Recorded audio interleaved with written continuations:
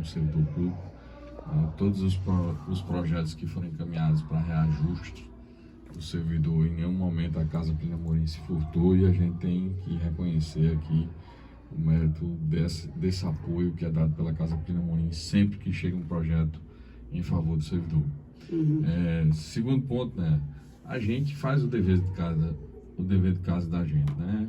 A gente discute o reajuste do servidor não no ano de 2023, mas a gente já discute a partir do ano de 2022, porque em agosto, meados de julho para agosto de 2022, se tem a aprovação da LDO, a Lei de Diretrizes Orçamentárias.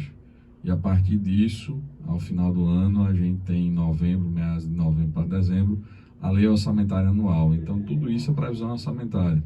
Então, as discussões, a campanha salarial, ela tem que ser permanente. Ela não pode ser uma coisa factível de dizer é só esse fato e acabou, né? Ela não é pontuada somente nessa situação. Inclusive, nós continuamos em campanha salarial. Existem outras demandas.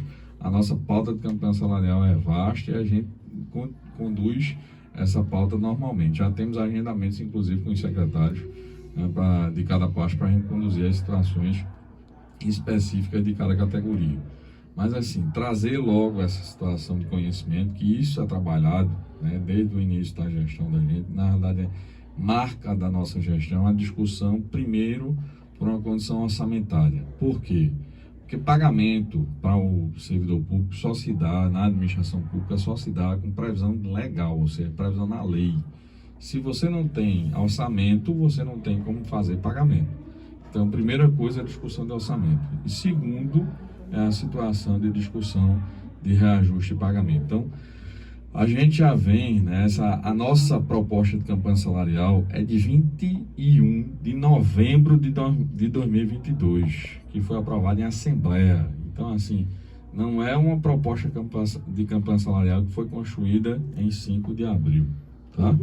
É uma campanha salarial que já vem sendo discutida e construída isso daí. Inclusive, de maneira muito democrática, nós tivemos uma Assembleia Geral com todos os servidores, depois, inclusive, tivemos assembleias específicas com os servidores da educação também.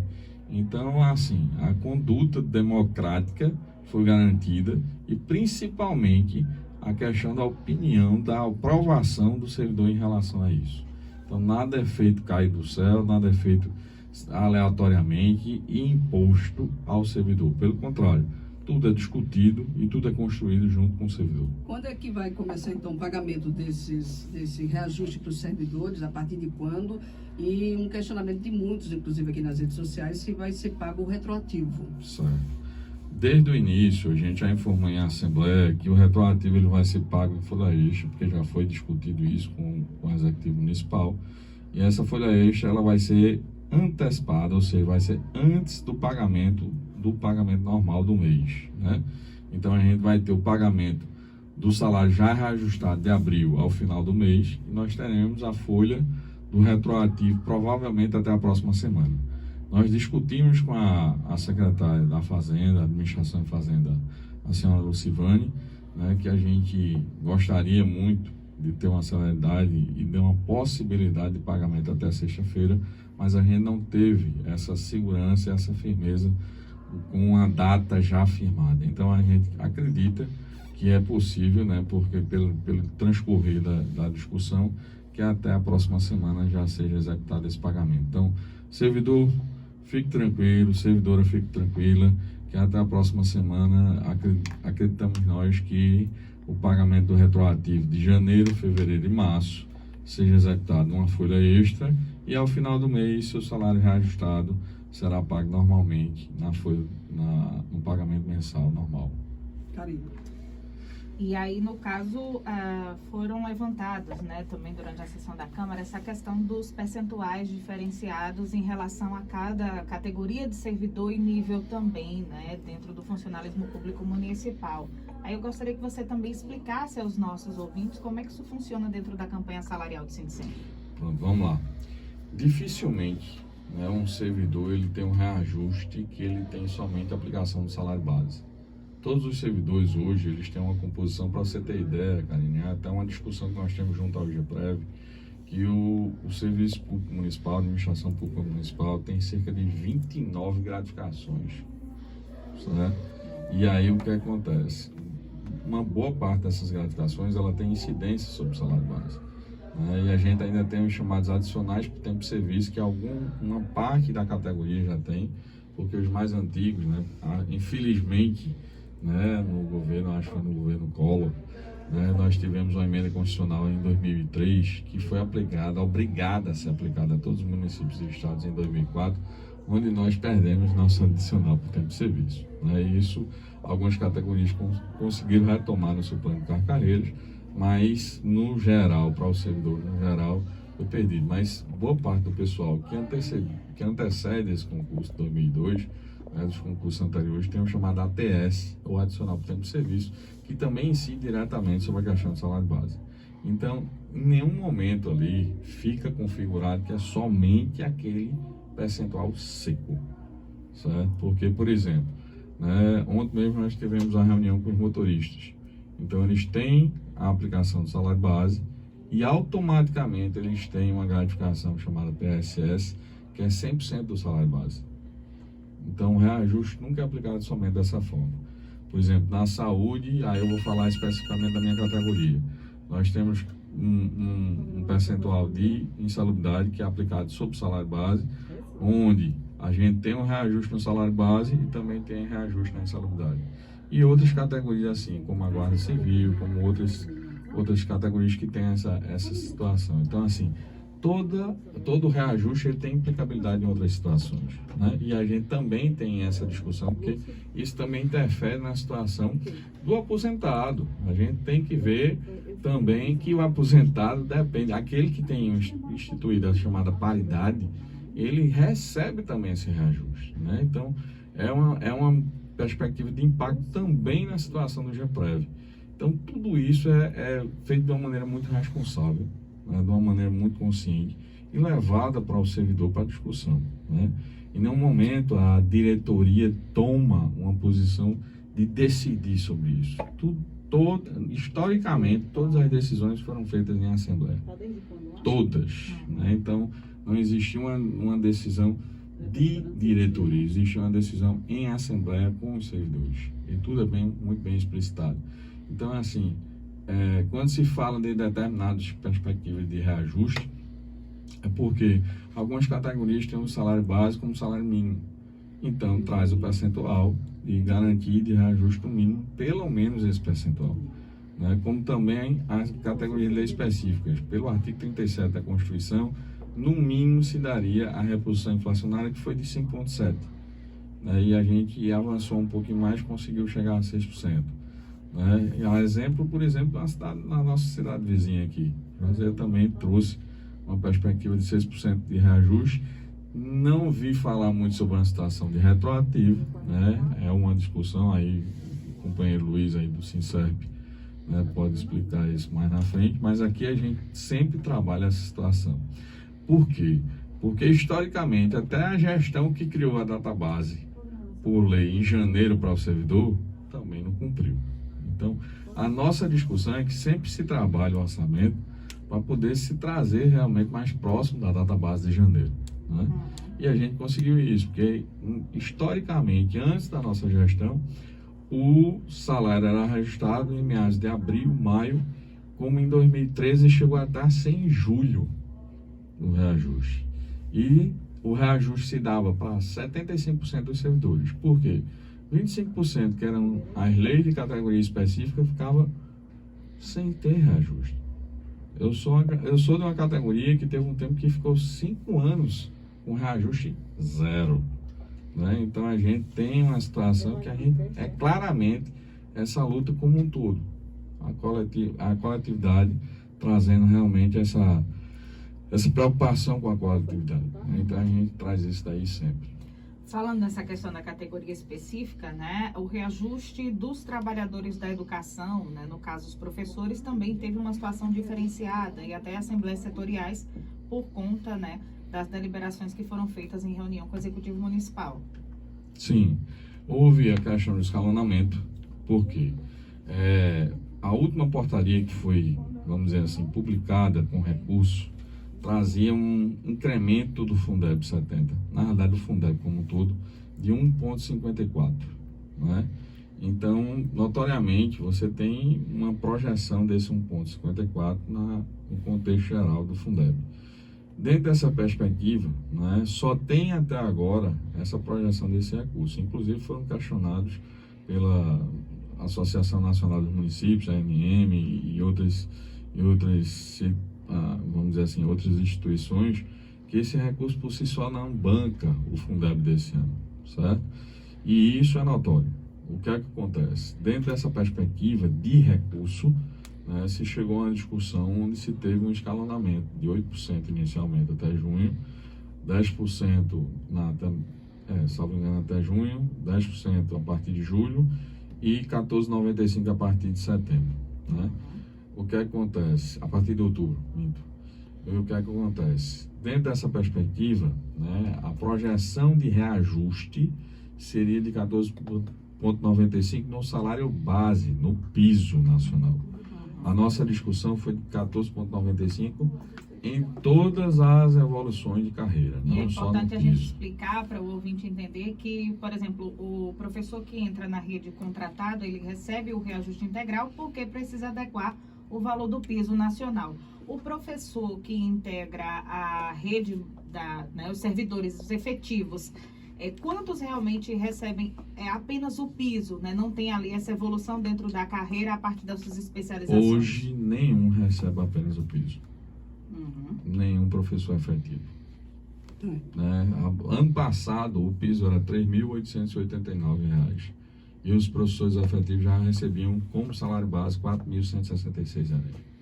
Tá? Então, nenhum recebe o piso de 4.428. Sempre acima, né? Certo? Sempre acima. E isso aqueles que ainda não evoluíram. Aqueles que estão já em evolução de carreira também não chegam nem perto dessa situação. Então, assim, são evoluções e são situações de garantia, claro, merecida demais a situação. E a gente quer realmente cada vez mais trazer, vamos dizer, mais conquistas para os servidores. E isso é obrigação, e isso é nosso objetivo maior, que a gente quer avançar e que a gente quer chegar nisso. E isso é um processo de construção, né? Quem é servidor público, eu sou servidor público há praticamente 24 anos. Entregando a idade, rapaz? Então, agora que eu me toquei, mas... então, assim, eu sou servidor público nesse período todo, então a gente sabe que tem gente com mais tempo, inclusive, sobre isso, e a gente sabe que tudo é um processo de luta e de conquista, né? Não é dado notoriamente ao trabalhador de maneira tão fácil, né? Existe todo um processo, claro, existe um processo de diálogo e de construção no momento, é bem diferente da forma que existia de embate total. Claro, o embate ele pode ocorrer e ocorre quando realmente se cessa o diálogo. Então a gente tem esse princípio de civilidade, né? E eu acho que difere até o próprio ser humano de certas situações, né? Porque quando a gente esquece a civilidade, a gente começa a se transformar numa condição animalesca, né? Então é essa situação que a gente sempre norteia os nossos trabalhos, né? Edson dos Santos, né, também saiu satisfeito, né, com o desfecho, com a aprovação, o reajuste dado? Bom dia, Néia, bom dia, ouvintes do Nossa Voz. Néia, no momento, pelo que a gente vem pautando, a gente vem buscando nessa discussão, e a gente teve uma discussão bem ampla com o município, no momento a gente se sente satisfeito. E a satisfação maior é porque a mesa permanente ela continua aberta. Nós temos outros pontos, outras particularidades, que nós estamos discutindo, já temos, como o Valber falou, a agenda com os secretários para discutir particularidades, e nós temos também essa satisfação porque 100% dos servidores de todas as categorias receberam reajuste. Então isso é gratificante quando a gente faz uma campanha salarial longa, como nós fizemos, com uma discussão longa, como fizemos, e a gente vê todas as categorias receberem reajuste. E dentro desses reajustes que as categorias estão recebendo, tem as questões particulares que nós estamos discutindo e vamos continuar discutindo. E o sindicato também está se pautando também por outras questões. Nós temos também a questão do IGPREV, que nós precisamos discutir. Nós já estamos provocando o executivo para poder trazer essa pauta para que a gente possa discutir. Nós temos as pessoas se aposentando, encontrando dificuldade, alguns direitos sendo não reconhecidos pelo IGPREV. A gente precisa discutir isso, a gente precisa trazer isso, a gente precisa garantir isso para o servidor, porque não é justo o servidor passar muito tempo fazendo sua contribuição para a Previdência e na hora de se aposentar ele ter o seu direito cerceado por uma questão de visão do IGPREV. Então a gente tem essas lutas. Nós temos também uma pauta aí, que é a pauta dos técnicos de enfermagem, do pessoal da enfermagem, que é uma luta que estamos mobilizados, estamos atentos às lutas nacionais para poder buscar esse recurso e vir para poder a gente contemplar também essas categorias que receberam também o reajuste agora. Mas isso não é suficiente. Nós temos o piso a nível nacional e a gente vai buscar junto nessa luta daqui para Brasília, onde for necessário fazer essa luta, nós estaremos fazendo para que a gente possa garantir isso para os profissionais. Nós temos outras situações, nós temos também, né, é bom frisar aqui que nós também fazemos também a luta nacional. Hoje mesmo nós estamos com 2 diretores do sindicato lá no Paraná, eles estão lá discutindo a questão da linha dos recursos do Fundeb, isso é importante. Para que a gente possa trazer para o servidor, que a nossa luta ela não se resume só aqui em Petrolina, não só no estado de Pernambuco, mas a gente busca se pautar também nas questões nacionais, até porque os recursos mais aglomerados que vêm para o município, ele vem a nível nacional, do governo federal. A gente precisa discutir isso de perto, precisa garantir isso para o servidor, para que a gente tenha essas condições favoráveis, para que o servidor possa desenvolver suas atividades e possa ter as suas remunerações mais justas. Muito bem, Valber. Então, a partir de agora, o sindicato deve direcionar as atenções para as quais demandas, né, aqui em Petrolina? A continuação da pauta, da campanha salarial, as discussões que nós temos também aí do IGPREV, como o Edson pontuou, né, e aqui a gente vale ressalvar que a gente conseguiu a decisão, né, na justiça, já transitada e julgado, a questão do desconto do aposentado dos 14%, já caiu por terra. Isso daí foi uma ação nossa que a gente conseguiu e que só seguindo o regime geral, essa incidência só se daria a partir do que ultrapassasse o limite da Previdência, que é mais de R$ 7.400 hoje.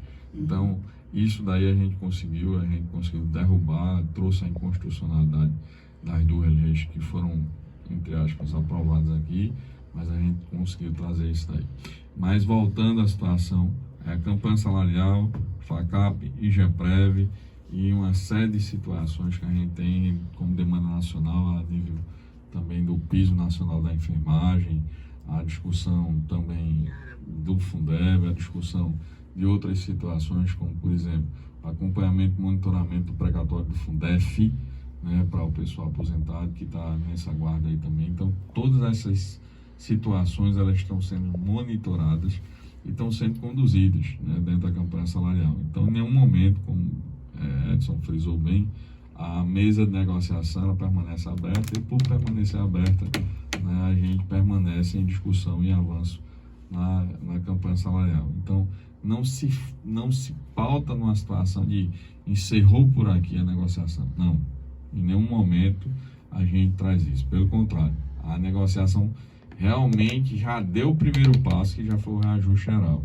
Agora, né, vamos conduzir os demais passos, que são as situações, inclusive a discussão aí, que a gente tem uma discussão ferrenha sobre a categoria dos auxiliares, assistentes técnicos administrativos, assistente de criança, o pessoal que tem realmente, historicamente, uma atenção que a gente dedica maior e que a gente precisa de uma resposta do executivo de maneira mais imediata, vamos dizer assim. Muito bem, agradecer aqui ao Valber Lins, presidente do Sindicato de Servidores Municipais, também aqui o Edson